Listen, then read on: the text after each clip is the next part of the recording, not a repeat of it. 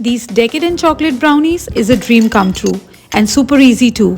First in a bowl, add chocolate and butter and melt them in a double boiler or microwave. Mix it well, set aside to cool. Now in a separate bowl, take your eggs, brown sugar and white sugar and then beat until the batter seems pale and creamy. Now add the vanilla extract and mix until it is well combined. Pour in the melted chocolate and mix it again.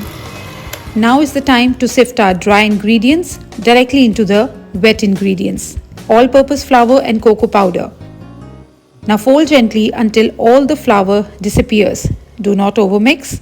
Transfer the batter into 8 by 8 inch prepared pan and bake in a preheated oven at 170 degrees Celsius for about 35 minutes. If you want them more gooey, go for 30 minutes.